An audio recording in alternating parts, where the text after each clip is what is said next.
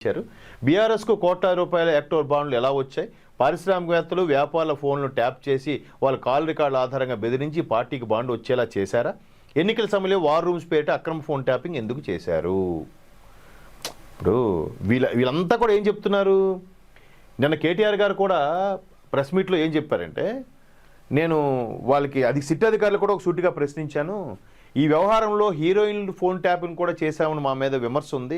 అలా చేసినట్టుగా మీకు ఏమైనా ఆధారాలు ఉన్నాయా, మీకు ఏమైనా దొరికాయనంటే అధికారులు నో అని చెప్పారు అని చెప్పి ఈయన బయటకు వచ్చి ప్రెస్ మీట్లో చెప్తున్నాడు. ఆయన అంతవరకు చెప్తున్నాడు, ఓకే. అసలు ఫోన్ ట్యాపింగ్ చేసాం లేదని చెప్పట్లేదు ఎందుకు?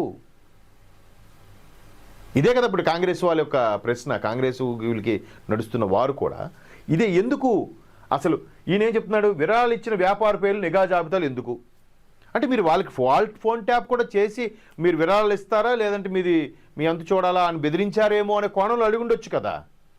అప్పుడు అంత చదువుకున్న అతను మేధావి, ఈయనకి ఇంత చిన్న లాజిక్ తెలియకుండా ఉంటుందా? తెలిసే ఉంటుంది కదా. మరి ఇలా అంటే మీడియాని, ప్రజల్ని డైవర్ట్ చేయడానికి, వాళ్ళని అట్రాక్ట్ చేయడానికి ఈయన స్పీచ్తో ఎందుకంటే దీంట్లో కూడా కోణం ఉంది కదా. ఏమంటే సిట్ అధికారులు కొన్ని వందల మంది చూస్తారండి వాళ్ళ ఇన్వెస్టిగేషన్లో. ఎవరు ఎలాంటి వాళ్ళు తెలియదండి, వాళ్ళకి తెలిసిపోదండి. మాట తీరు బట్టి వాళ్ళు పసిగా వాడు నిజం చెప్తున్నా అబద్ధం